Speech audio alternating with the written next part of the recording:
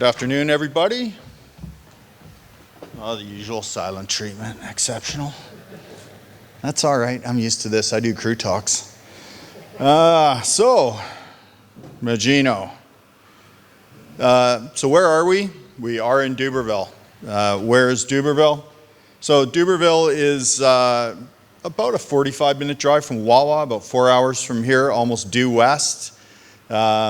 I would like to acknowledge that the mine site is on the traditional territories of the Missinaba Cree First Nations, Michipicoten First Nation, the people from Batchewana, Garden River, Red Sky Métis Independent Nation, and also the Métis Nation of Ontario. So we have IBAs in effect with each of these partner groups, and the relationships have been really solid. We also work pretty closely with mayors of the local towns. We consider the local area to stretch from Wawa, Dubreuilville, all the way to White River. And so, you know, we do, like every mine in the country, our hiring is kind of across the nation, but that's what we consider for local employment. Just quickly, a bit of history on Magino. So first discovered kind of pre-World War I, or right in the time then. Some small-scale mining occurred in the 30s.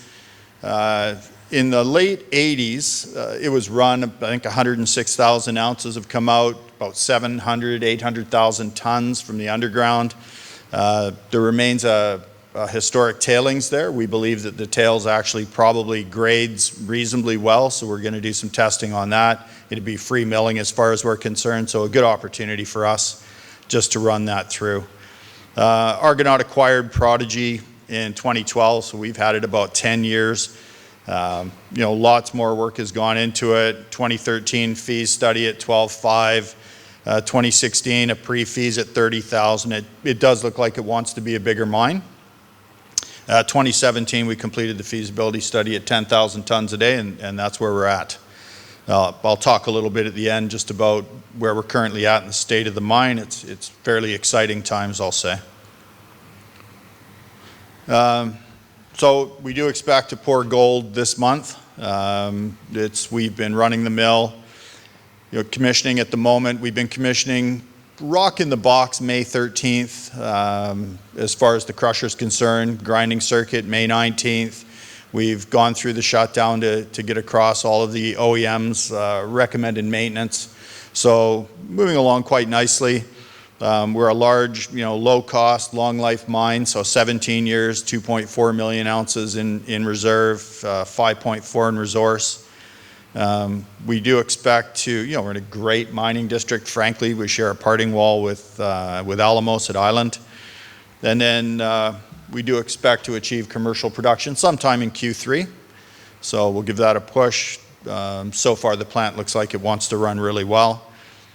Grade control, mill optimization. We could increase output from 150, you know, 200,000 ounces a year.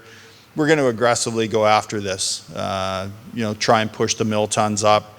As I said, the mill already looks like it's well over designed. So larger resource, so the resource body remains, we're open at depth, we're open along strike in both directions. So, you know, we believe there's still a lot of opportunity in the area. We continue to pull in land around us as well. Conversion of resource to reserves could support an increase from 10,000 tons a day. You know, we're looking at that range of 15 to 20,000 tons at the moment. So really the mill will start to tell us what it wants to run at. You know, early days suggest that there's lots of capacity in this thing. So, you know, it reminds me, it's a small scale Detour, frankly. I used to be the GM up at Detour. This mine looks a lot like it, just on a smaller scale. So potential increases for us, you know, we'd love to drive the ounces up. We're fully permitted to process up to 35,000 tons a day, and we've got 135 million tons of TMF capacity at the moment. So that photo, I actually took that photo, that was May 13th. That's the first bucket of ore going into the crusher. So, you know, what do we want to do with it? You know, ultimately, so for the first 5 years, we're at about 148,000 ounces. You know, certainly for next year. Cash cost projected at $868. Where's that peg us? You can see the kind of the gold line between Hemlo and Goldex. So that's where we currently sit. Our goal would certainly be to become a top 10 producer in Canada. As far as the resource is concerned, so we've done some drilling. We haven't gone too deep. I think we've been kind of in that, I think we've got a couple holes down around 700 meters. That's just where things start to get exciting over at Island, frankly. And so, we'll take a look at a couple of deep holes this year and see where we can get to. Geology is a bit different, but that's all right. When we look at the resource, if we extend it out, we get the 5.4 million ounces. It ends up pulling in. Last year we started working on, I've got a slide on it, we started working a bit on a PEA for undergrounds. We've got about 400,000 ounces that look like they are mineable down there. But about 300 of those come into this open pit. So the larger, the February 23 resource shell that's unrestricted, that pulls all of that in. So in theory, and the strip ratio doesn't change a great deal either.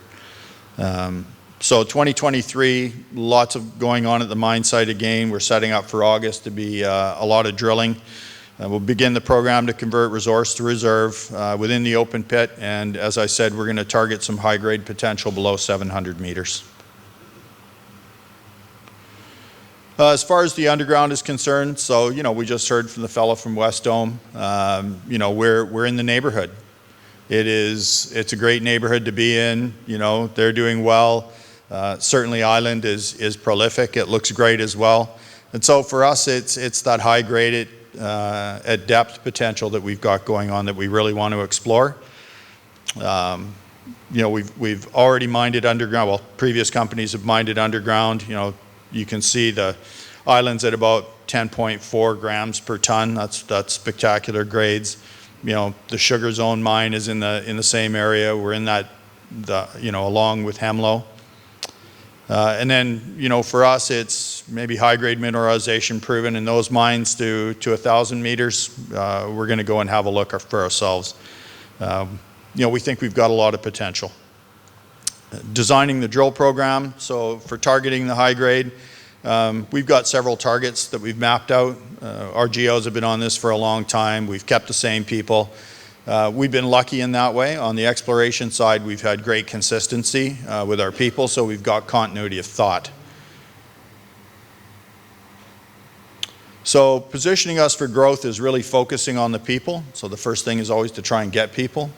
Anybody else who's out there kind of running a mine at the moment knows the problems that's coming along with that. And of course, we're one of 3 mines within about a 500 meter radius that is currently trying to hire all of their people. We've actually had reasonable success in the last couple of months. We did have to make a couple of adjustments to comp packages, but we are there. So for us, it's setting a strategy to create value for shareholders and all of our stakeholders, frankly. We're strengthening our culture. We got a new CEO in December, a fellow named Richard Young, spectacular leader, came in, first thing started talking about values. It's great when I start to hear things like that. I kind of sit at the VP Ops level for Argonaut, but I'm currently the acting general manager. It's a general manager's dream to have a CEO that actually starts talking about people and because that's how you pull them in. Frankly, for me with people, the industry's having a really hard time with young people at the moment. They don't like our industry. We've been a tough industry on the planet, and that's how we're viewed. And so, we look at ESG as our bridge to getting younger people back involved in mining.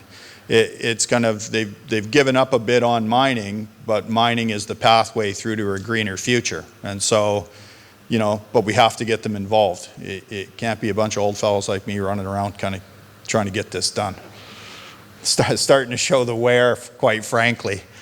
So establishing sustainability policies, as I said, the ESG work, all stuff that we're working on, trying to drive deep into the organization. Focusing on asset optimization. So, our opportunity here, we think, is, again, one of the top 10 gold mines in the nation. Keep the costs low.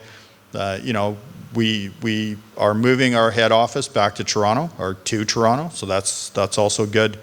Resource to reserve conversion obviously will be key for us, and you know, we just believe, we've already seen pretty good reconciliation, frankly, between grade control models and the resource model.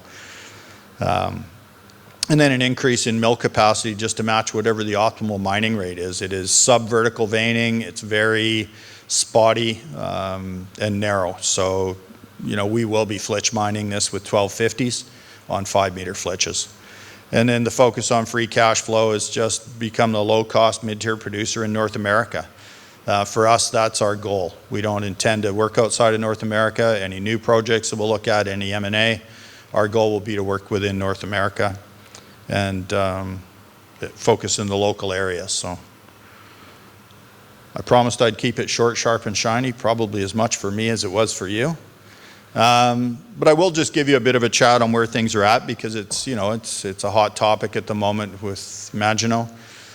As I said, we did start commissioning. Plant has started running. It's running pretty well last couple of days. We've started to creep the tons up. You know, we're in that kind of 75–80% range of design throughput, which is nice, kind of straight off the hop with only a couple of days in. We have put cyanide in the circuit over the weekend. We are currently putting gold on carbon. So, you know, the next part is commissioning the ADR in the gold room. We also haven't commissioned our gravity circuit yet. That's still got a bit of construction ongoing. It'll be another week or so, and gravity will be up and running. So, you know, with a bit of luck and a lot of hard work, we'll see some gold soon. Any questions? Oh, thanks.